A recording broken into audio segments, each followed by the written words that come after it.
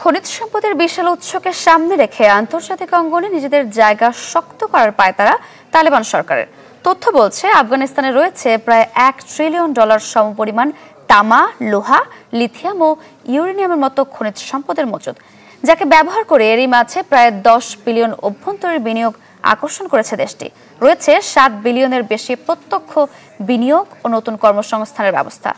আর এ খাতে নিয়োজিত বাইরের দেশগুলোর মধ্যে সবচেয়ে বেশি সক্রিয় চীন, রাশিয়া, ইরান ও ভারত।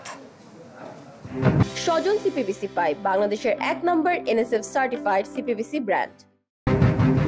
ক্ষমতা ফিরে পাওয়ার পর খনিজ সম্পদের প্রতি নজর বাড়িয়েছে তালেবান সরকার।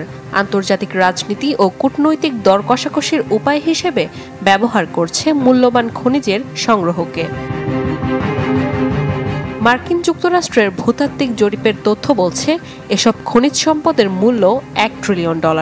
দেশটির 34টি প্রদেশের 1400-র বেশি মজুদ চিহ্নিত করা হয়েছে, যেখানে শুধুমাত্র আকরিক লোহার মজুদ রয়েছে 2 বিলিয়ন মেট্রিক টন। লগর প্রদেশে তামার মজুদ 1,20,00,000 টন বাজারে, যার মূল্য $50 বিলিয়ন।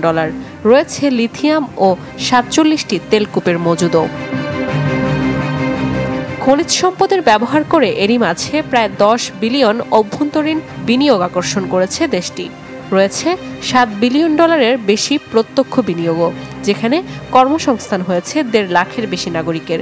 মনোযোগ আকর্ষণ করা হয়েছে চীন, রাশিয়া, ইরান, পাকিস্তান ও ভারতের মতো দেশগুলোর।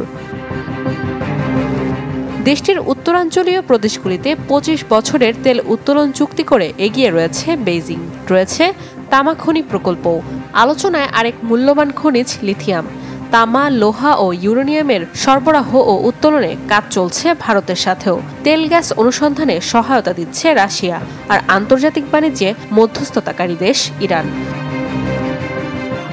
সব মিলিয়ে আফগানরা খনিজ সম্পদকে শুধু আয় নয়, বরং নিজেদের আন্তর্জাতিক স্বীকৃতি মেলাতে ব্যবহার করছে। নাদিয়া ইসলাম তুলি, চ্যানেল 24।